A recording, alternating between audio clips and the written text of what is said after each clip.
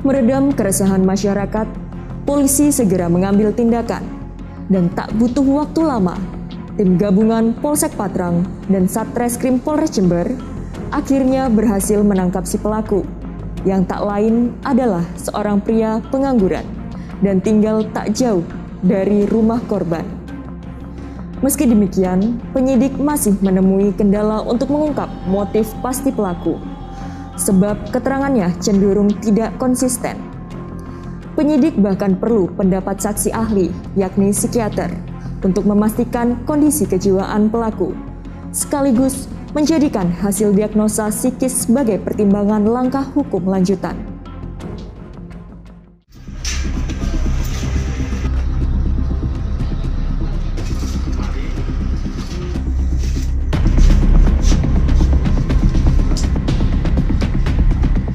Dari dasar informasi dari warga tersebut, kami langsung koordinasi dengan Satreskrim, Pak Kasat Reskrim. Saya langsung koordinasi dengan Pak Kasat Reskrim untuk membentuk tim bersama tim Resmob untuk mendatangi TKP.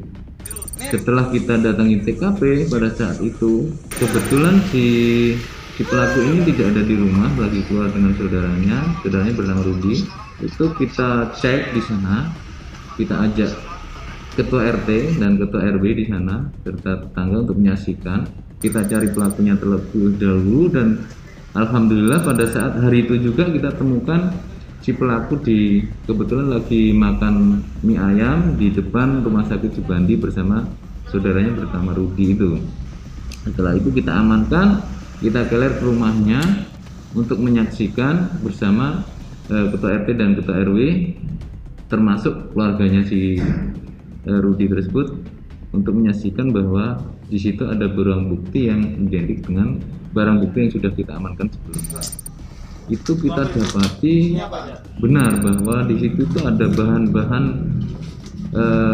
baku yang untuk mengisi wafer tersebut, ya, yaitu berupa potongan seng yang sudah digunting runcing-runcing, kemudian ada potongan paku, kemudian juga ada cutter kecil-kecil yang sudah dipotong-potong itu. Jadi memang identik sekali dengan barang bukti yang sudah kita amankan. Selain itu di kamarnya juga kita temukan kemasan serupa yang sudah dikemas oleh pelaku. Jadi sama. Jadi kayaknya itu dipotong terlebih dahulu oleh pelaku, kemudian diambil dan diisi bahan-bahan berbahaya itu. Ada satu lagi juga yang setelah kita buka di TKP itu ternyata tidak ada isinya bahan-bahan benda-benda tajam itu, tapi dicampur dengan tanah. Lapisannya dicampur dengan tanah, kemudian dimasukkan lagi dan direkatkan lagi dengan menggunakan api.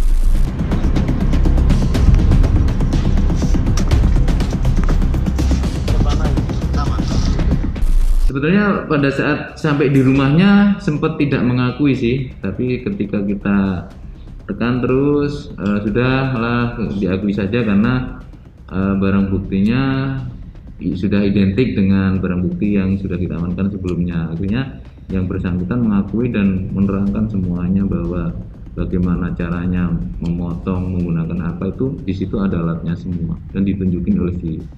Jadi prosesnya ya, ketika setelah kita amankan, saya bersama anggota Resmo di TKP penangkapan, itu di sana sudah ada tim Inavis yang sudah kita disiapkan oleh Pak Kasat Reskrim untuk mengidentifikasi barang bukti bahwa itu identik benar apa tidak. Nah, setelah kita setelah dari TKP penangkapan sampai kita bawa ke rumah, kemudian tim Inavis bersama kami untuk mencocokkan bersama pelaku antara barang bukti yang kita temukan di rumah pelaku dengan barang bukti yang sebelumnya sudah kita amankan dan ternyata identik sekali. Di samping itu juga langsung diakui oleh pelaku bahwa itu memang bahan-bahan yang dipakai untuk mencampur kemasan wafer yang sudah dia buat. Jangan tubleskan gitu ke dalam terus sampai tutupkan lagi bagaimana? Korek Pak.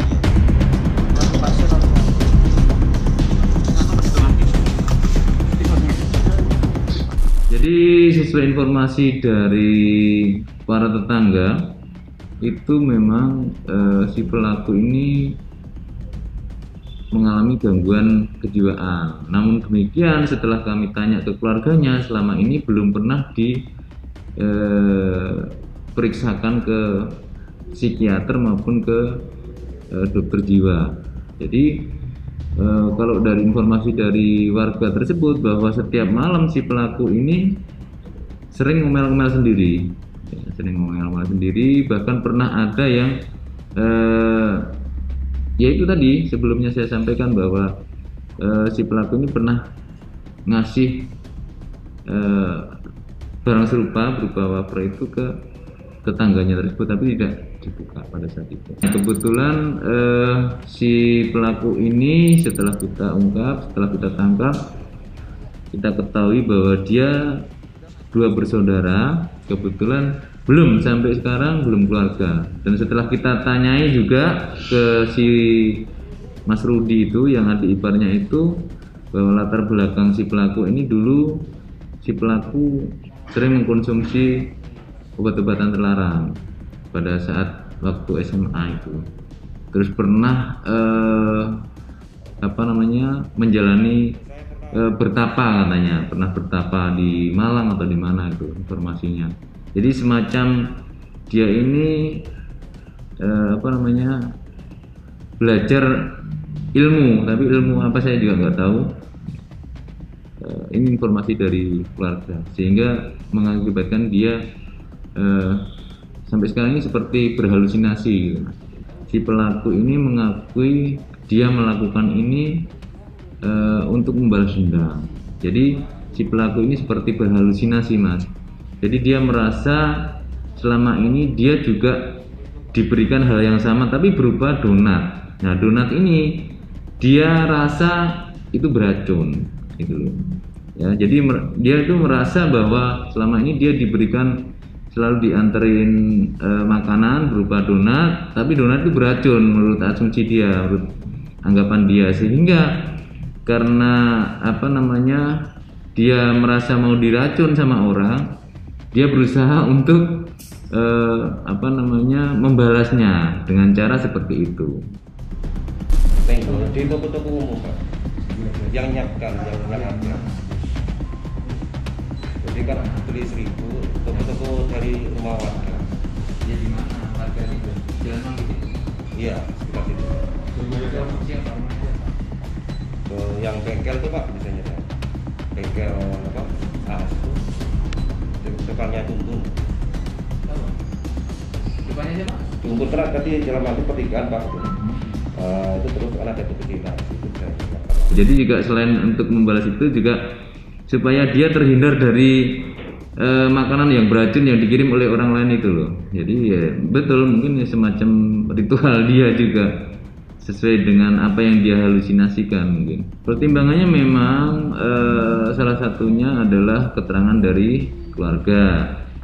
Namun dari keluarga sendiri sampai saat ini kita tanyakan ada rekam medisnya apa tidak, ternyata belum pernah diperiksakan ke dokter kejiwaan. Juga termasuk keterangan dari para tetangga bahwa si pelaku ini hampir setiap malam teriak-teriak, kemudian seperti ngomel-ngomel sendiri. Nah, ini dasar kita untuk mengambil langkah, kita periksakan ke dokter psikiater.